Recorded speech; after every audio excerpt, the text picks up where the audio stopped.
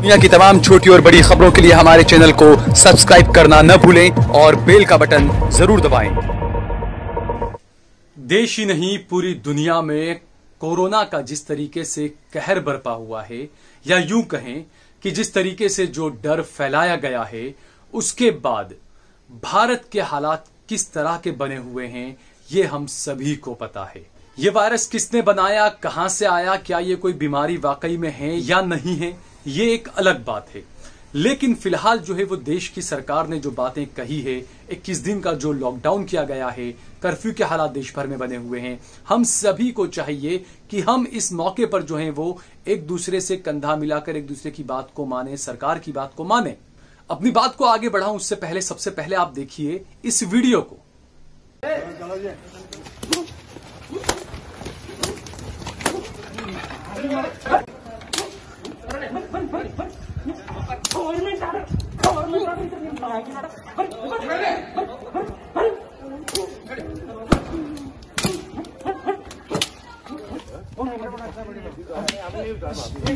तो देखा आपने, ये वीडियो है कर्नाटका का, जहां पर जो नमाजी लोग मस्जिद से बाहर निकल रहे हैं उनकी पुलिस जो है वो बर्बरता से पिटाई कर रही है।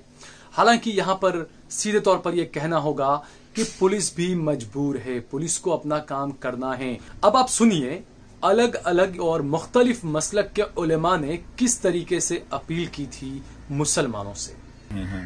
तो तवक्कुल का मतलब गलत न समझा जाए। तवक्कुल का मतलब मेरे नबी ने समझाया, उकुल सुम्मा तवक्कल, के पहले अपने ऊंट की टांग को बांधो फिर अल्लाह पे तवक्कुल करो। तो अगर मुसाफा करने से ये बढ़ रही है, मुसाफे से बचें।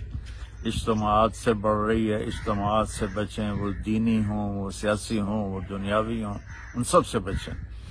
और ऐसे ही मस्जिद में बाजमात नमाज से अगर ये तकलीफ फैलती है तो अपने घरों में नमाज पढ़ें। मेरे नबी ने बारिश के वक्त कह दिया था बिलाल रज़ी अल्लाह अन्हु से, सल्लू फी रिहालिकुम, के ऐलान करो कि अपने अपने घरों में नमाज पढ़ें। तो मेरी ये मुख्तसर दरख्वास्त है, पूरी दुनिया एक संगीन सूरत हाल की लपेट में है, हम इसे आसान न समझें, हम अपनी मदद करें, हुकूमत की मदद करें। आने वाले कल यानी जुमा के रोज एक मसला बार बार पूछा जा रहा है कि क्या किया जाए। मेरी गुजारिश है आपसे कि मस्जिद में जुमा की नमाज के लिए जुमा की अजान तो दी जाए, मगर साथ ही साथ सिर्फ 4 आदमी बशमूल इमाम मस्जिद में नमाज जुमा अदा कर लें। माँ बकिया सारे लोग अपने घरों में रहकर नमाज ज़ोहर अदा करें। यही बेहतर होगा और यही तरीक़ेकार है जिससे इंसानियत को बताया जा सकता है। मसाजिद को भी इस वक्त मजबूरी के तहत हमें मुकम्मल तौर पर मुकफ़ल रखना है। ये हमारी मजबूरी है। शरई एतबार से मस्जिद मुकफ़ल नहीं की जा सकती, मगर मजबूरियों के आलम में सरकार दो आलम सल्लल्लाहु अलैहि वसल्लम से हमें यह हदीस मिलती है कि जब कीचड़ हो जाता था मदीना मुनव्वरा में बरसात के ज़माने में, तो सरकार फरमाते थे मस्जिद में ना आकर अपने घरों में नमाज अदा करो। जब सर्दी की हलाकत का डर होता था तो सरकार दो आलम फरमाते थे कि लोगों अपने घरों में नमाज अदा करो। अब तो इंसान की जान का एक इज्तिमाई ख़तरा इंसान की जान को लाहक है, इसलिए मैं समझता हूँ कि अहादीस की रहनुमाई में गुलामान मुस्तफ़ा इस पर अमल करेंगे। शुक्रिया। तो सुना आपने, हर मसलक के उलेमा ने मुसलमानों से अपील की थी कि आप घरों से बाहर न निकलें, जरूरी काम न हो तो। हर मसलक के उलेमा की तरफ से अपील किए जाने के बावजूद भी आप देख सकते हैं कि मुस्लिम इलाकों में आप देख सकते हैं गली के बाहर, गली के अंदर, घरों के बाहर जो है वो मुस्लिम युवा, मुस्लिम नौजवान बैठे रहते हैं, पुलिस आती है, भागते हैं। ये सारी चीजें सही नहीं है। हमें मानना चाहिए सरकार क्या कह रही है, मुख्यमंत्री हो या प्रधानमंत्री हो या हमारे पुलिस के जो अधिकारी हैं जो बात कह रहे हैं और जो उलेमा जो बात कह रहे हैं, हमें वो मानना चाहिए। हमें कुछ वक्त जो है वो अपने आप को संभाल कर रखना चाहिए। दूसरी तरफ जिस तरीके से मस्जिदों में जो नमाज पढ़ने को लेकर भीड़ लग रही है, उस पर भी दुनिया भर के उलेमाओं ने कहा है कि मस्जिदों में ज्यादा भीड़ न हो, आप घरों में नमाज पढ़िए। घर में अगर आप नमाज पढ़ते हैं तो घर में भी अल्लाह आपको वही सवाब देगा आपकी नमाज का। आप सोचिए कि जब इस साल हज को भी रद्द करना पड़ा हो तो क्या आप नमाजें अपने घर में नहीं पढ़ सकते हैं? क्या आप इतने समझदार नहीं हैं? क्या आपको अपने उलेमा की बात समझ में नहीं आती है? एक दौर था जब सहाबाओं का दौर था, उस वक्त भी जो है वो नबी सल्लल्लाहु अलैहि वसल्लम ने कहा था, मुसलमानों से कहा था कि वो अपने घरों में नमाज पढ़े। तो अब ऐसा क्यों नहीं हो सकता?